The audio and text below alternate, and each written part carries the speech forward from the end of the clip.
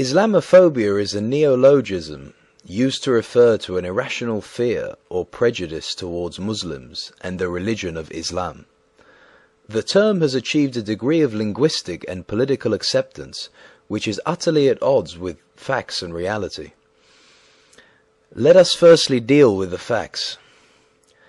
Mohammedan Muslims are the only group on the face of planet Earth who show their anger, their destructiveness, their hate-mongering and their war-mongering on TV, in print, in their educational system, and in their speech, against all other belief systems, be they Christian, Buddhist, Jewish, Hindu or animist.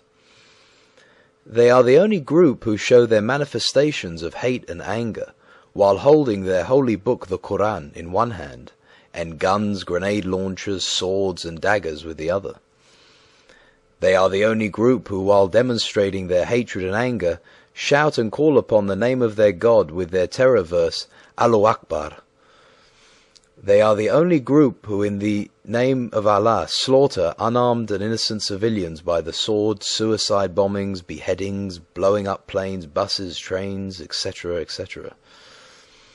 Of all the acts of terror and aggression in the world today, Mohammedan Muslims have the pride of being the number one in at least 55 countries in the world, on 4 continents.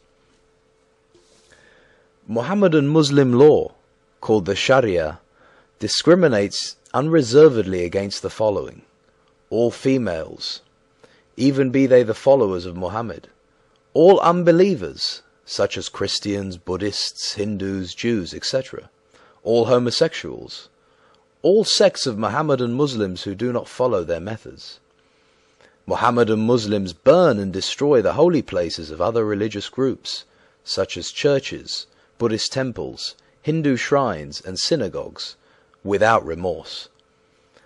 Mohammedan Muslims show nothing but utter contempt for the beliefs, property and lives of all those who do not believe as they do. Mohammedan Muslims massacre, mutilate, rape and destroy the lives and holy places of other Mohammedan Muslims who do not follow the same path, such as in Iraq, Afghanistan, Algeria, Sudan, just to name a few. Mohammedan Muslims in the Western democracies, while hiding behind their freedoms of speech and belief, declare in public and in the media that they intend to turn the Christian democracies into replicas of their depraved belief systems.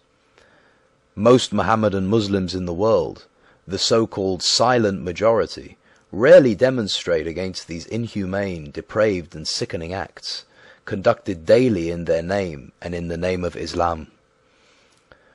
One can understand and sympathize with those Mohammedan Muslims who live under Islamic governments and live in fear of being in the opposition, but those who live in democracies have no excuse whatsoever in not showing their disapproval, disgust and anger at those who are allegedly bringing Mohammedan Islam in disrepute. It is one of the greatest ironies of history that it was Muhammad himself who said, "Silence means consent." Hence the silence of the followers of Muhammad in the West does mean that they consent to what others are committing in their name and in the name of Mohammedan Islam. In fact and in reality, they have no choice, since those that the media erroneously call Islamic radicals are actually the truest believers in the faith of Mohammedan Islam, as they are in reality only following what the Quran itself commands them to do in hundreds upon hundreds of verses: to force into conversion, to hate, to war, to subjugate, to slaughter, to plunder, to rape, and to enslave all those human beings who do not believe as they do. That is the remaining 87% of humanity. If all the above items which any and all sane human beings are watching on TV, reading in the newspapers or listening to on the radio do not justify being afraid of Islam, what will? Mohammedan Islam is radical. It has no shades.